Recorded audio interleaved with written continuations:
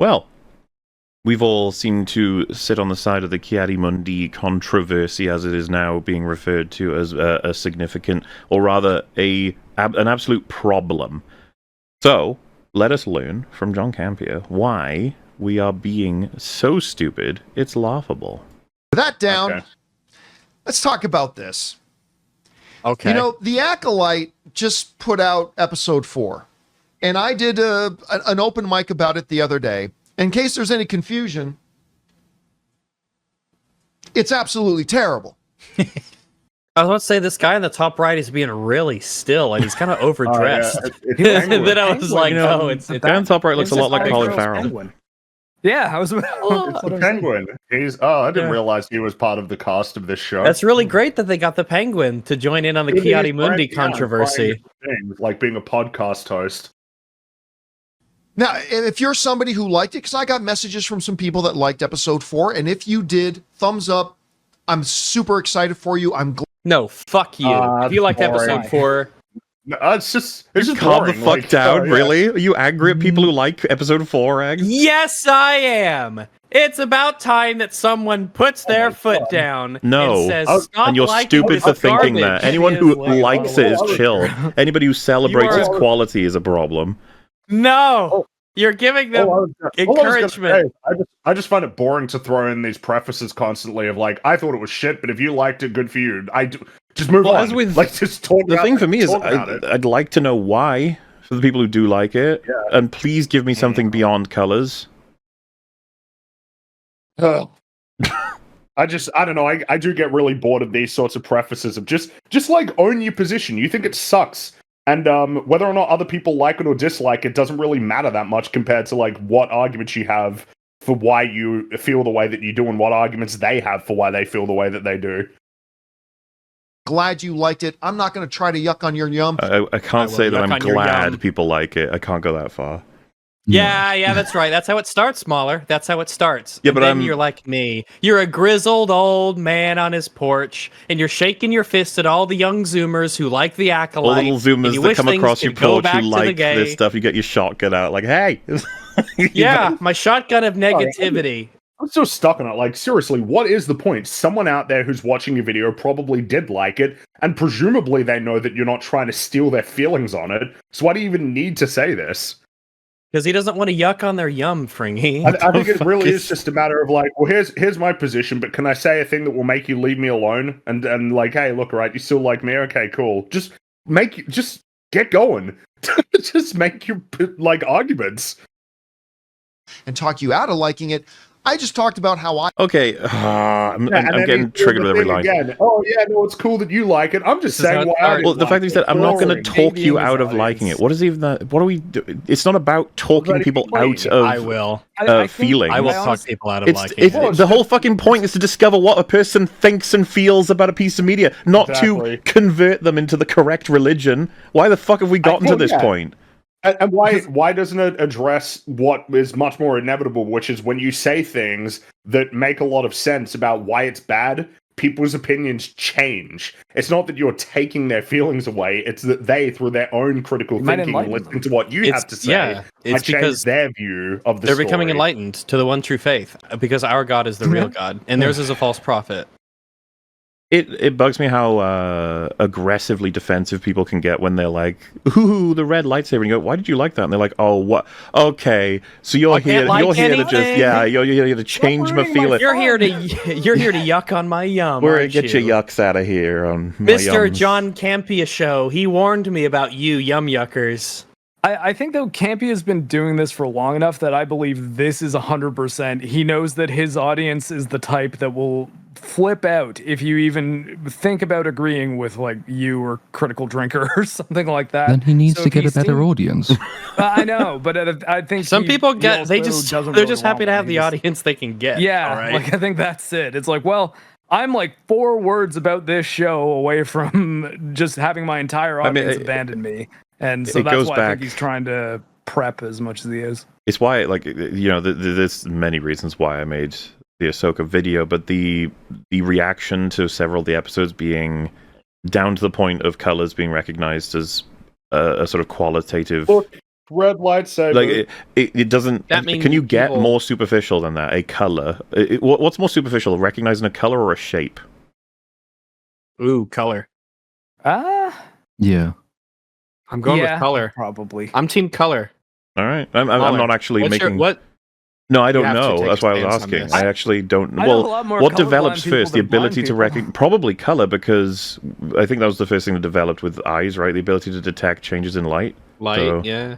yeah. I think so, yeah. Because That's the you most. have two types of cells in your eyes, with rods and cones. Where rods, I think, are for low light and detail, whereas cones are more for light and color. As far as I'm I'm not an eye aware, scientist. evolutionarily speaking, the change in light was like the first thing eyes was starting to evolve to develop, to have it. So yes, the recognition of a change in color seems to be possibly the most superficial thing you could ever praise about a thing.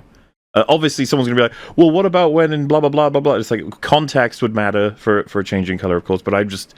this was a spooky ghost, alternate dimension version of Anakin turning on his lightsaber, and it was spooky red instead of hero blue. It makes me very sad, but that's okay. Okay. I personally thought it was completely dreadful, showed a lack of even the most basic fundamental understandings of storytelling, and I thought it was just horrendous and terrible. That being said, it drives me crazy when something is terrible, and there's a lot of legitimate reasons to call it terrible. yeah. Mhm. Oh, he's gonna say, but the Ki-Adi-Mundi canon / Lorebrek controversy isn't a valid criticism of it. I bet that's what he's gonna say. Because Well, I've been down this road before, gentlemen. We have trod upon this path in our past. it could also be that it's blown out of proportion, which, funnily enough, I don't know who is to blame when anything gets blown out of proportion in these sorts of scenarios, because Yeah, someone the people who can bring it up, or the people responding. yeah, to someone can have it as a complaint among many, and then someone else can pick that one out and be like, "This is retarded," and then someone else responds, "It's like, well, it's not," and then someone else responds to that and go, "Yes, it is," and then the conversation becomes about that one, element, just because of the fact that people Yeah. found it interesting to talk about. It's like, well, you've blown it out of proportion. It's like, well, everybody has by talking about it, I guess. So It drives me insane then when I see some people making up absolutely asinine reasons for it being terrible. okay, Because when you Name start 'em. throwing out complete asinine reasons, not legitimate reasons for something being terrible, it undermines. I'd love to know. I wonder if Campea is one of the people Oh, that yeah. says it's all subjective, but simultaneously says there are valid and invalid criticisms. I mean, he's in that big, pot of people potentially who say it's all subjective, but then they will make clear distinctions between What you can this and is cannot shit, say. this is good, Yeah. yeah, this is valid, this is invalid. The legitimate criticism about how terrible of a piece of television that episode was. And I bring before you, as I was doing open mic, a lot of people wrote in with this one thing, and I bring before you the people exhibit Ki-Adi-Mundi. Okay.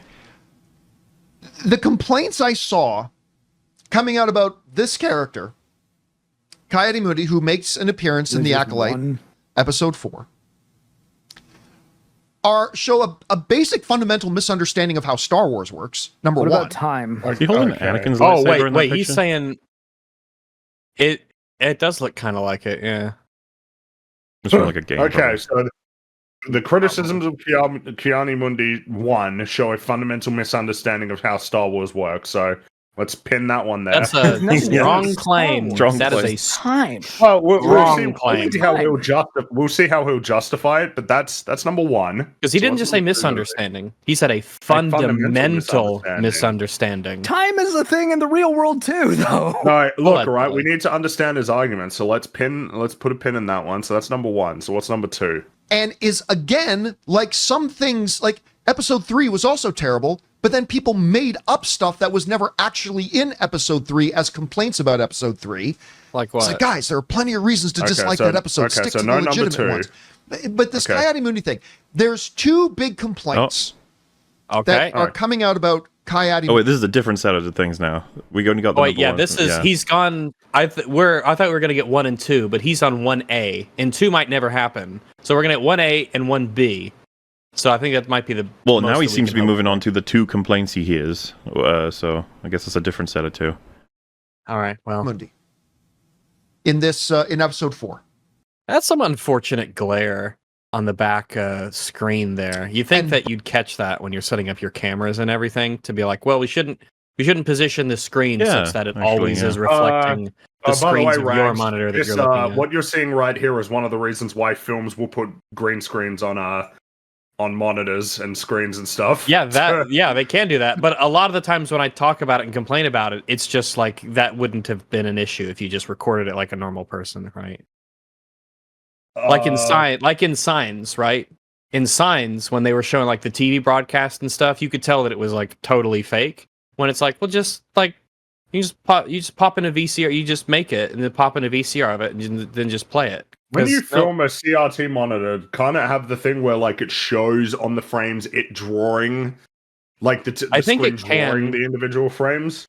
I think it can, yeah. I think it depends on the TV and like how old it is and stuff like that. With a lot of digital stuff, I think it's just a matter of, I don't know. A lot of times they do it and they don't need to do it at all. To the point where when I see people just like, oh, someone's calling me on my phone because someone just called them on their phone in the realsies world, and then they just answer it. I'm like, oh yeah, because my issue probably wouldn't be that they're not opting for physical. It's just the incorporation of the digital can be so noticeably awful. A lot of times it's very noticeable. But there are plenty of times when you don't notice it, though. Yes. Well, vast majority, I would argue. Yeah. Anyway. Both are nonsense.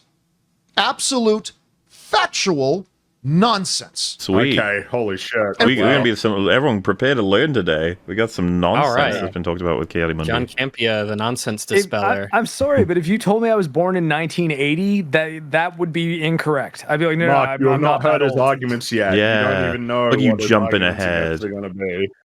You think you figured this all about out. glare when you guys put yourself on cam, but I would have to have a camera facing me and then a screen behind me that's Also, wait, we don't have to do a thing or- to criticize a thing. I haven't made a movie. Yeah. Also that. It was but this if I was gonna energy record for all the myself, stuff we've I wouldn't have- criticized in the past 7 years. Like, what? Yeah, I wouldn't. First off, I wouldn't do that because the first time I noticed, the screen I put behind me is obviously reflecting my own screen that I'm using. I should change that because this looks like messy and amateurish. I should change the angle, or I should come up with a different idea, or maybe I shouldn't use such a bright screen of my own. This is the kind of things you catch. I am curious as to whether his two arguments are going to address the one and only point that he made, which is that the people criticizing it demonstrate a fundamental misunderstanding of how Star Wars works. I'm very curious. I'm very and about Star Wars specifically, not about, I guess, the storytelling. Is it maybe going to be about canon not really mattering? Or is it going to take that route? I could see it being that, yeah. I'm saying this is a guy who completely hated that episode. Completely hated it. I heard you. You said it a lot. Don't give a shit. We Just make get your it. argument. Yeah. He's making sure we understand he's not biased, which really doesn't. I just want to hear the arguments. All right. The two complaints are, number one, John, they broke canon. Why don't you? Can you say it like in a? No. Can you just say it like normally? You gotta make them sound unhinged. Can you say it in a way that doesn't make your mic fuck up? Gotta make him sound unhinged. He couldn't even put up a tweet that was in all caps. He's just the people saying this are crazy. But John, they broke canon. Correct. In two different ways. Number one, he shouldn't be alive. Yeah, that's huge. Big fucking deal. Call that a It's a pretty big fucking deal. Right? You can't just say Bill Clinton is in my World War II movie because it's my vision of World War II. Like, I suppose you can say it, but you'll get a response. I did not have sex with that Fuhrer. Well, I think what's just bizarre is like, okay, so you've said that it's basically completely unfounded, unreasonable perspective. It's pretty simple on its face of, he wasn't born yet. So you're going to have to explain how that's like such an insane conclusion that somebody could come to. Well, the common... Wait, how is he there? That was like 100 years ago. Common response to this is that the canon people are drawing from for this is not in the films. So... there you go. Or that it's only established in Legends, and Legends is decanonized, so even if you break it, you're not breaking canon, you're just transgressing something which no longer exists. But then the question would be, are there no other references in any other piece of Star Wars media that's still part of the canon? Yeah, that has reference to his race and their like lifespan. I can't see George Lucas having no say at all on what Ki-Adi-Mundi's age was and things like Star Wars encyclopedias and stuff that were coming around in the prequels. I don't know why we don't have to go very far. Wikipedia had to change it because of the fact that the established, understood lore and world of Star Wars has to be altered to match their new thing they want to do. Yeah, like it's pretty straightforward. Even if you wanted to say, well, I mean, Legends got decanonized, you'd say, okay, but people still think, like, people are still going to refer to that decanonized material as being somewhat reliable because that decanonized material was in continuity with the stuff that you've kept. The argument I was making is that I don't know that it wasn't necessarily just George Lucas approved stuff, because Ki-Adi-Mundi was in the prequel movies. He's not a character that's only in the EU or anything like that. Well, where do you think all this shit came from? Like the actual origin? Because I'm not talking about a particular book, CD, or fucking anything. I'm talking about, like, where do you think all of that comes from? It's like this, the minds behind all of this that are constructing it. And so, because a lot of people are bringing up different sources. One of the ones we brought up on the Acolyte EFAP TV was a top trump card that had his age. There's the Phantom Menace. I don't know if you guys ever got the Lord of the Rings companion books, but they had Star Wars ones as well that listed his age. I had them. And then, of course, this alters significantly the nature of his race. That has stories connected to it, and so that's why Wikipedia had to fucking clean house on his profile, because now they don't know what the fuck is canon, because I think everyone would agree that typically speaking, the live action movies and then by extension TV shows kind of set the notion of what everyone believes to be canon. That's a huge problem we've been having lately in the past few years, because they've been so obstructively contradictory to canon.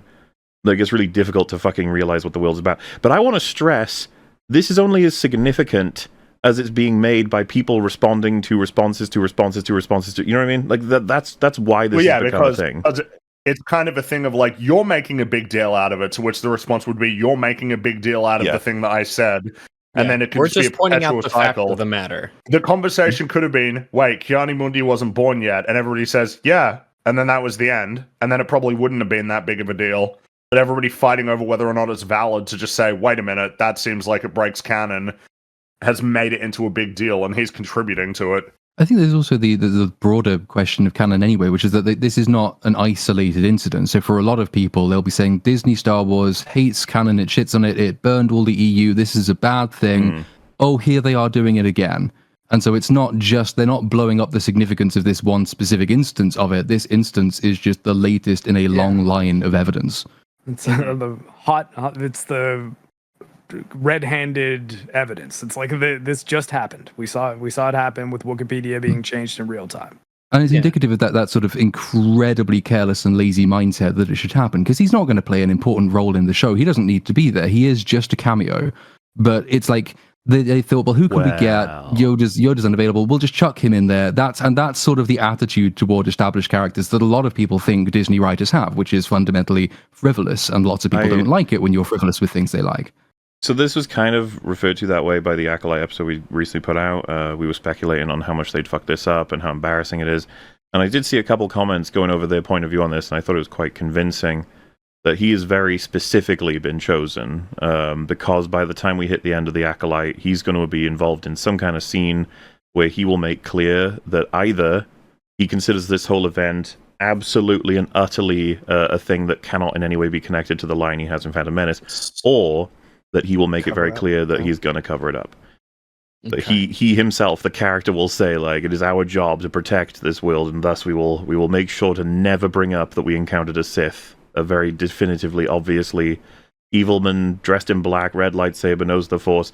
You know, and I know there's more to a Sith than that, but I'm just saying that is probably he's been chosen. They have broken canon with him for a reason. It would tie into the lines that Green Bean has about, we can't let this get out because it would cause a scandal. And so, yes, it would fit if he were the one to say, we can't let this news get out because. However, in The Phantom Menace, he's not talking to people who are unaware. He is talking specifically to other Jedi, other members of the Council. And because I think, that would actually have some sense of internal continuity to the show, I don't think they will do it because they don't like that kind of thing. Well, so what's really funny about this? Far ahead. If they had that conversation as it was in Phantom Menace, and then once Qui-Gon and Obi-Wan leave, that Ki-Adi-Mundi, we just have a scene where he's like, there's something I need to tell you guys, because the fact that this is happening again, I know it's with 100 years have passed or whatever, but still, or close to it, this did happen before, and it was only one scene in Phantom Menace, and it was quick, and he basically explained that this is not unprecedented, that there was a time where they encountered something, and that it seems though, now that there's been 100 years between it, that this whatever's going on here, it could be significant. They could then be like, we're going to make a TV show out of that line, and I could totally see that parallel universe. Unfortunately for them, it's the opposite. They've made a whole TV show out of the reverse of the countering line, the line that says this show can't exist. And it looks They've like also given themselves an out, because like the same scene when he's first introduced has it might even be him. It's either him or the person he's speaking to introduces this concept of rogue orders or like renegade orders, splinter orders of Jedi, which is like an interesting concept, and because it's interesting, we'll never hear from it again. But that's a really easy way for them to just sort of hand wave it away at the end. It's like if they never figure out the person was a Sith, and they can just say, "Oh, it was some mysterious splinter person that we'll never ever see again, ever." They've given themselves an out without having to even try it into the Phantom Menace, which will just leave the contradiction intact. I think it becomes blatant if we get the references to support this that they wanted their Sith. They just want a fucking Sith. How do they get one? It's like, you can't. Oh, wait. Why? And then they get from maybe Dave Filoni or whoever else the actual references on paper of what really prevents them from doing it. And he's like, you got to account for these things, and then you can have your Sith. And that's why Ki-Adi-Mundi is here specifically. Maybe Smiler Ren's supposed to be one of the like Knights of Ren, because Kylo Ren is not the character's actual name, and they always made a big deal about like, oh, he's not Sith. It's a different thing. I don't think they're going to do Knights of Ren before. Like the Knights of Ren is how many years is Force Awakens take place? Well, we don't know where Kylo's name came from, though, right? Like maybe that's like akin to a Darth, but it's a different evil Force using faction. Well, hey, we learned the origin story behind Han Solo's name, so it only makes sense that we're going to get the origin story behind Han Solo's son's name. So, because I mean, again, think of all the things from TLJ that are in this show. Like Leslie Helen clearly watched Last Jedi and was like, "This is Star Wars." So I could see her doing something like that, and the helmet is pretty similarly shaped. In any case, that would be my only explanation for if we all agreed this had been blown to a proportion that's curious, is that it does connect to and relate to a huge problem that is the whole premise of the fucking show. And we'll know the answer to that question by the end of the season. I just find it fascinating that these connections exist. They're important. They tell us a lot about how and why they made it, but that it'll be dismissed under, oh, the guy's a bit older now. Oh no. There's a little bit more than that. Time of the Acolyte, because according to canon, and they're wrong, according to canon, he hasn't been born yet. So they're wrong. Wrong is so he has been born yet. Yeah, wrong is different to the following canon that Disney don't like or something. You know what I mean? Like, because this is the thing. This is the difference between Legends canon and then canon that's a part of things that aren't in the movies. All right, we're going to address that. And number two, they broke canon like Batman's back over Bane's knee, because in Star Wars: The Phantom Menace, Ki-Adi-Mundi says the Sith have been extinct for millennia, and yet in this episode he knows about the Sith. That breaks canon. Okay. Well, I mean, until we get the full season, we can't be specific on how it breaks. Yeah, like there's a potential, but it's going to be really fucked up no matter what in terms of how clunky it'll be. We're going to address once they see on Tatooine, once Qui-Gon encounters Darth Maul, they jump to it's a Sith. Mm-hmm. That's like their conclusion is, oh, it's a Sith. So if they're that willing to so quickly and firmly jump to the idea of, oh, red lightsaber, black outfit, attacking Jedi, uses the Force, it's a Sith, then it's weird for them to be so on their toes about the proper factional nomenclature when it comes to this Force user. I can't see any ending of this show that would make it so that Ki-Adi-Mundi wouldn't have at least said, oh, that kind of reminds me of Smiler Ren. That happened about 100 years ago, remember that? And then they're like, yeah, we remember that because you told us eventually, because why the fuck would you have hidden it from the High Council? And how does this work with the rule of two thing that the prequels talk about? So I've heard some theories that is not necessarily a rule of two, and that there are only two Sith in the galaxy. Is that every group of Sith can only be two people?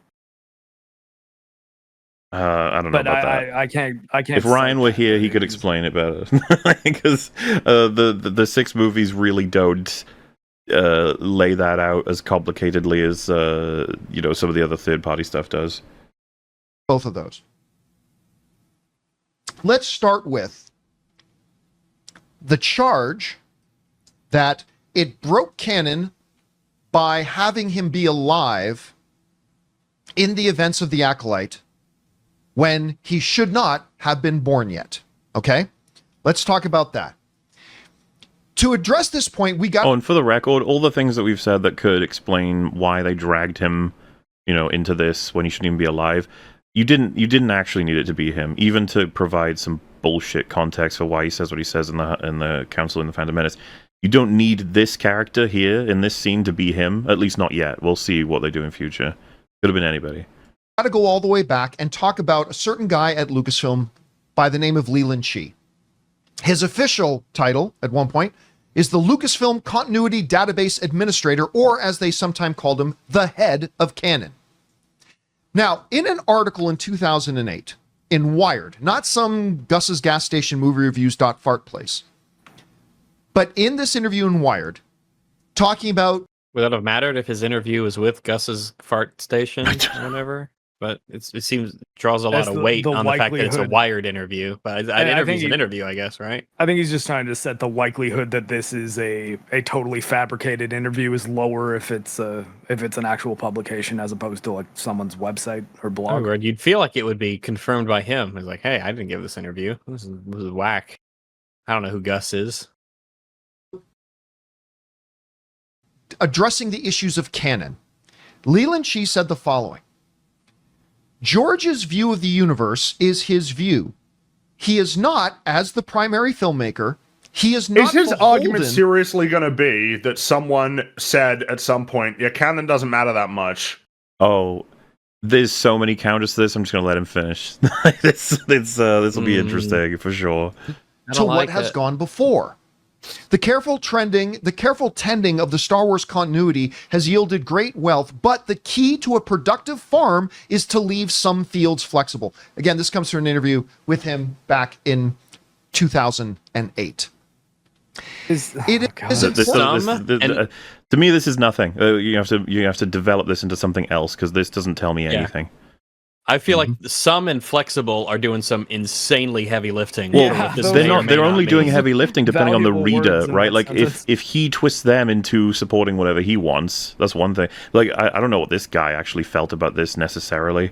We'd have to, because the thing is, I actually would posit that there is some degrees of continuity or some things that are established that you can either recontextualize or twist somewhat to give more meaning or to upgrade, in a sense, something that was previously kind of Like, there are totally instances in storytelling where that's on offer. All the stuff we recognize, like, okay, that wasn't what they thought it was at first, but I really like that they've done that with this, like that sort of thing. I mean, this is The Empire Strikes Back is kind of built around that idea. Like, we are going to recontextualize and add on to A New Hope in a way that doesn't break canon or break what came before. We're just going to discover more meanings and more information behind a lot of this stuff that really expands and fleshes out the story and the characters. Well, Empire Strikes Back did break something that came before it. It was a Splinter of the Mind's Eye, I think it's called. It was the first Star Wars novel that came out after the first movie, and I think it basically kind of followed Luke and Leia on an adventure where they sort of developed a romance, so it really doesn't work with the rest. That doesn't mean they can't be brother and sister. Though, like, I think from what I understand, how the canon system at Lucasfilm used to work before Disney decided to shut it down is there are essentially, I think it was like 3 tiers of canon. You had like gold, silver, and bronze tier of canon. Oh, you're in luck. That's going to be what's coming up. Oh, fair enough. I'll wait. Important to understand something here that Leland's talking about. It's like, before the Star Wars prequels came out, other expanded universe Star Wars content came out. And Leland Chee talks about in that interview that George would break that stuff all the time. But we already know that George Lucas has broken his own canon. We're aware of that. Yeah. Why is he saying this like, aha, gotcha? Well, so this is, I actually think this is a little bit fair, because depending on who you talk to, George Lucas, whatever he says goes. We don't do that here. We're not definitely not of the opinion that whatever George says goes, because every time this comes up, you just bring up Greedo. Like, nobody agrees that whatever George Lucas says goes. That's not a thing. It's obviously about a careful balance of retcon / reinterpretations being something that we think is within reason and supports the story, complements the story in some way. We're talking about canon here. This is a very big and complicated thing. There's no one rule that captures everything permanently in the best way possible. We try our best to accept and work with things. Let's say, for example, someone adds a storyline that has 100 different instances of adding substance to the story, but one instance of breaking something minor. It's not like it gets discontinued and ignored by everyone forever. More than likely, fans will accept something like that. However, and I think this is important, the living nature of Ki-Adi-Mundi is very much intertwined with everyone's assumption that they are trying to use Sith earlier in the timeline, which completely undermines and fucks up the Jedi in Phantom Menace. This is a significant issue that we need to deal with, and you're not going to deal with it. You're instead going to have Ki-Adi-Mundi say something dumb as shit near the end of the season, like, well, gee, Ghibli Welkers, that wasn't a Sith. No siree. Nope, that means that technically, from a certain point of view, I wasn't wrong in the prequels. You also have to understand this, that during the time that Star Wars was still owned by George Lucas, canon was a very nebulous thing. I don't think we could ever. Nobody thinks of it as a nebulous very thing. Nebulous. The fact that it was, the fact that even I know about like the different levels of categorization seemed to be that it was very well understood, and that things were categorized into their levels of canon. Yeah, generally speaking, if you've got a tiered system, it's not nebulous because someone has taken the time to clearly define categories. Nebulous and tiered are often like basically opposites when he says to it's each nebulous, he's not describing, because like the Death Star blew up. That happened in Star Wars canon. That's nebulous. That's nebulous. Remember, did Anakin do it? I don't know. Yeah, really? True. But we're a little hazy on the details. You know, some things are just lost to time.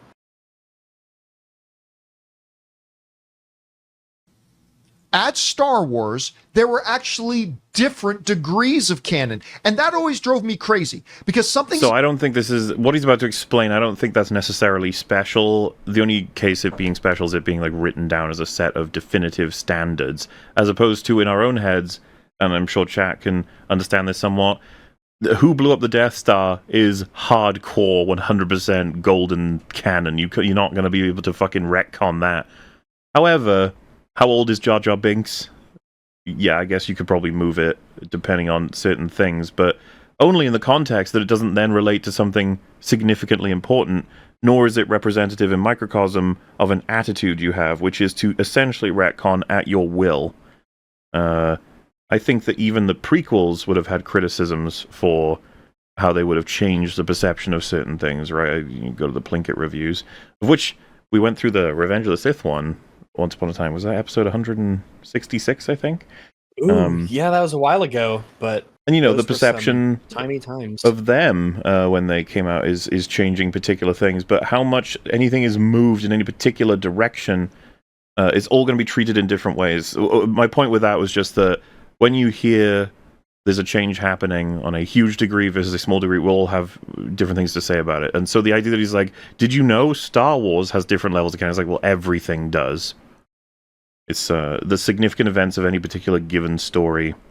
I was about to like reference how John Connor's story is like definitive gold standard core canon, and then, you know, they've retconned that like in universe. Well, consider if you have novelizations of movies, right? You already have a different medium, and within those two different mediums, there just will be differences, even if those differences are a conversation in a book extends for longer and goes further than a conversation does in the movie. Mm-hmm. That could be a contradiction in terms of actually this was the conversation that was had, or the conversation continued as it probably realistically would in many conversations that are cut short when a scene transitions in a movie. So already you're dealing with essentially two levels of canon, but because one is not meaningfully different, or it's just a bit additive. I think But not confirmed, but additive. It's not an issue. It's not a problem. You're never left with this sense of distrust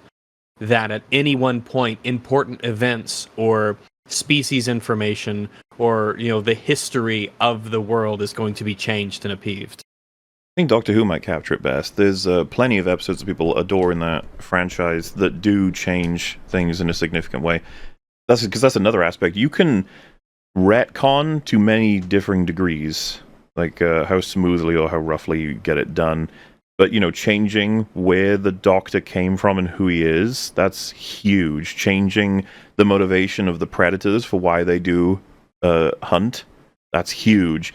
Changing the origin of the alien is huge. Changing that John Connor would be the savior of mankind is huge. And these have all been things that have been changed. And just, like I said, in those universes, all of them, there are smaller changes you can make that fans will be absolutely okay with. So maybe it's worthwhile trying to figure out why it is everyone has an issue with Mundi. And I guess his theory is that everyone's just mad. Just mad and we're clinging onto anything. Yeah. And if we're getting to the point where when I watch a show, if they're willing to do this, I'm wondering what is the meaningful purpose of its connection to being a Star Wars thing? Is it just because you want to levy the iconography to sell tickets and to make money? Because if you're just going to break canon, then what's the point of it being Star Wars if it's not connected to the universe in a consistent way? My theory is that if they were answering you earnestly, the people making this show would just say, look, we could only make this show if it was Star Wars, okay? Like, fuck Star Wars. Who cares? It's our show. Like, I think that's the motivation. That's what they tell you if the microphone was off. Oh yeah, I mean it's the Halo thing, which captures that's it probably insane, better than anything else. When Leslie Hallison was asked what her favorite Star Wars thing was, she said all of the Star Wars. Yeah, that means nothing. That means I can't even remember anything well enough to cite something. Canon or it's not. It's like saying a girl is sort of pregnant. No, a girl is either pregnant or she is not pregnant. There's no sort of pregnant. But at Star Wars, and this is important to understand as we're talking about Ki-Adi-Mundi being alive in the events of the Acolyte, okay? At Star Wars, there are different levels of canon, different levels of importance of canon, and some stuff that was really canon and some stuff that wasn't. First of all, there was G-level canon. That's what they called it. That is the highest true level of canon. That was G canon because it was George canon. For example, the movies, episodes 1 through 6, the released films overrode anything in the movies, overrode anything in any other level of canon. So you could have a story in a comic book at that time, but Leland Shee says George wasn't beholden to that. He could come into a movie and make something that completely overrode something that was in something else. This is kind of how it works for everything. Most franchises, especially if they're movie franchises, their movies will override bonus canon anywhere else. This is not like some kind of special Star Wars thing, other than the fact that it was written down. It's also this is the topic of the conversation, though, isn't it? Which is, does Ki-Adi-Mundi's inclusion break G canon? It's like the highest tier of canon because Ki-Adi-Mundi's presence here would infringe upon canon as established in episode 1, unless they are very, very, very careful about how they resolve his storyline, which I don't think they will be. So, that seems to be that it's more important to address rather than less important. It's not like asinine if you're accepting that this level of canon exists and is important. Because I guess only the thing I really wonder is if anyone on set said, hey, Ki-Adi-Mundi shouldn't be alive right now. She was just like, who cares? It's someone they'll recognize. Yeah, I actually think that's probably what they said. His movies were G level, and those take priority over anything else. Next, there was what they called T canon. That was television canon. The canonicity level comprising of the Clone Wars, which George Lucas also co-created. Is it? I genuinely don't know. I've never heard it before. I don't think. Even if it's not a word, I guess it could just be that they're like, yeah, but you understand what it means or something. I don't know. The canonicity. Okay.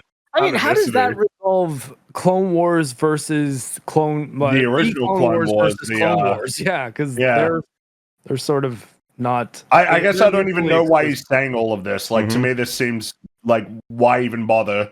Oh, back when George Lucas owned Star Wars, which we recognize as different from now, where Star Wars is owned by Disney, he had these methods of tiering the canon of what's important. It's like, okay, Ki-Adi-Mundi wasn't born yet, though, so like that doesn't change anything. All you would be saying is, yeah, he wasn't born yet until the show decided that he was, and that would be your argument. Could the really shitty argument be, well, The Acolyte's just a television show, so even if it does contradict canon, it doesn't matter because it's superseded by the G canon. So Oh my you can do God. whatever you want on a TV show. I think he's probably. As soon as fucking George- right, honestly. As soon as George signed the contract, everything that had he left when he left, everything became G canon, right? Like all the tiers of what he made, now it's all G. I think Little Platoon though nailed the reason why this is on screen right now for us to clearly read. It's I a think it is TV gonna be show, his point. so yeah, Anything who goes. cares? Anakin can blow up the Death Star because the movies supersede it. Basically meant if they did something in Clone Wars, George was still totally free to contradict that in the movies as the primary filmmaker. So as Friggy Well, said, what the so fuck here- is the here- point then? Why would we bring this And up? also, here's your big problem. You would say that, but if there was something that people were particularly big fans of that happened in the TV show that got contradicted in the film, people would express their problems with it. Mhm. Even if someone came back and said, "Yeah, but don't you understand G canon and T canon?" They'd say, "I don't give a shit." Well, you know, good old Sutek. He makes clear Yeah. in the show that he hasn't encountered the Doctor since the Tom Baker era. There were third-party sort of, or Big Finish made stories with encounters and stuff with the Doctors and Sutek in between those areas. It's like, well, they can't be canon anymore. Bye-bye. It happens, and certain fans will be annoyed depending on how good those stories are. Mm-hmm. After T canon, the next level down was something called C canon. And that was continuity canon. Most of the materials from the expanded universe, including books, comics, and video games, and by the way, CD-ROMs. You're going to see how this all ties into Ki-Adi-Mundi here in a second. So you got big canon, the real canon, G canon. The real Right canon. below that is T I don't know, canon. Then these you start terms- dropping. Then there's C canon. And then there's S level canon next, secondary canon, elements introduced in continuity that wasn't contradicted by other material. Then down That below that was was D level contradicted, is canon. what you They said. called That's what's on screen. So which is it? Was or wasn't? Did you catch that? He said, Well, yeah, any element we've already introduced in making- continuity, Karen, that Well- wasn't contradictory, and it says was. So which is it? Is it was or wasn't? Which one am I meant to believe? What he said or what's written here? Also, like the when he said like encyclopedias and he said CD-ROMs is about to come up, I feel like he's about to bring up a prequels era encyclopedia that came out around the time of the movie, and I don't know how you can resolve promo materials for a movie not being canon to the movie. Detours canon, and then way at the bottom was N canon or non-canon. Stuff like what if stories, such as the first 20 issues of the Star Wars Tales of the Comic anthology. So you had all these different levels of canon, right? So they Yeah, should so not adhere very to G nebulous at canon. all then. Yeah, so they should first and foremost adhere to G canon, basically. Yeah, and like Or I not said, well, contradict. when- do not yeah. contradict G canon. It is the alpha canon. well, and everything that George gave them when he passed it over should be considered G canon once he's done with it. As in, like, Yeah. when he's making it, he's got his standards. When he passes it to you, and by the way, there are quotes throughout fucking all of time from all these people involved who have said we'll respect the hell out of everything George made. They obviously don't. Yeah, I don't give a shit. Liar! C-level canon was not a priority. Material from expanded universe stuff, Man, books, I don't know. comics, The stuff he's saying, like, video oh yeah, games. it was not a priority. It was not a priority. These things that people worked on. I don't know what it is. I don't like the dismissiveness of it. I mean, to a certain extent, I almost don't even like this premise of like, well, yeah, you know, we rank the video games below the TV shows. I don't know what it is. It's just bugging me. This standard that Especially exists 'cause here. That says Book of Boba Fett is more important than Knights of the Old Republic. Exactly. That's what I don't like. I already don't like the idea that it's being separated by, well, certain mediums. I understand the film one, but like the idea of, well, the TV shows matter more than like the books or the video games is kind of just a bit weird to me. I don't know why that, with all of the stuff comprising Star Wars as an IP and as a universe, as a franchise, with how expansive it is, like, you really had to break canon in order to do the thing you wanted to do. Like, really? Are you Exactly, that hot that's- shit?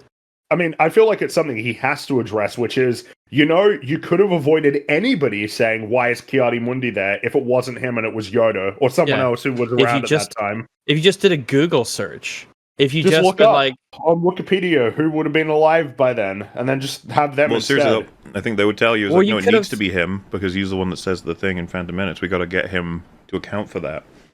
Well, you could have just had a Jedi Master on the Council who was a Jedi guy here, but not later. Well, like the Council changes over time as, you know, people retire or people die or whatnot, and so you could just have someone who is no longer in the Council when the prequels rolled around and we never see them. You can invent characters that don't break canon. Well, they probably never wanted to invent characters. They wanted to pull somebody from the Council, but again, why not pull somebody who was alive? You can avoid all of these problems of people fighting over your canon by just adhering to what people understand to be the canon. Like I said, though, I'm pretty sure they're picking him to make him counter what he said or contextualize it. Yes, probably. Which is worse. Because that really needed to be recontextualized. If anything, it makes problems that you need to have somebody alive to recontextualize it instead of having someone who's just not around anymore. Or you should have just written a different story, period. It's what's already been said. We are dealing with an issue of contradicting G canon. So what's this guy even talking about? You know, like, whatever's happening with Ki-Adi-Mundi and what he says potentially could create massive problems with what he accepts as the primary canon. I think he's going to make the argument that Ki-Adi-Mundi's age is only shown in C canon. So therefore, T canon overrides it. Is what I feel like he's going there once he mentioned the CD-ROM. Rule that existed in 2008 and it's now under Disney. Do they even use this system anymore? But it's I don't actually know if they do. They don't use any system. When it's convenient. Let's be frank. They don't give a fuck. No. Yeah, I doubt they use any system. It does when they can use it to explain their decisions.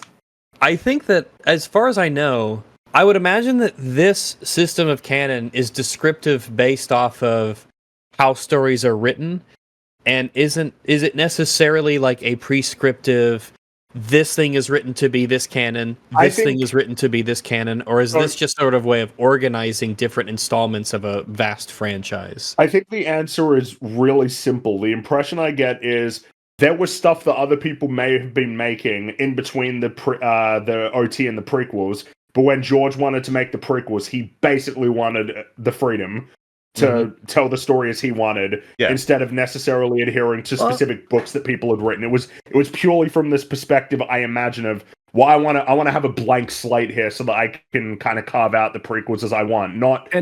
Episode 2 does, it overrides how cloning functions in the Thrawn books, which are sort of the most beloved books to this day. My guess is that it wasn't a system he designed, so, well, in 20 years from now when they make the Acolyte, they'll be able to just basically do whatever they want in terms of making it that Ki-Adi-Mundi, you know, is like this age so that he can be here in this story. Well, it feels like a cop-out, because you almost want to say, oh, when they make their show in 20 years, they can do whatever they want. They can just call it whatever canon. So some technicality means some technicality, but they're presenting this as a very massively budgeted big Star Wars show that is produced, that is created, that is marketed by Disney, who are now the canon holders. So at that point, you're basically quabbling over. It's almost like a cop out, like an attempt at some get out of jail free card. We can do whatever we want because we'll just call it something. But it's not going to matter to everyone who watches it. It's just going to instill distrust. Exactly. I was going to bring up how ultimately you can just say Disney said it is this way, so it's this way. They have the rights. You're like, yeah, you could make that argument. Doesn't change the fact that everyone's annoyed. And then exactly, you have him laying out all of this as if George couldn't counter his own G canon with G canon. Of course.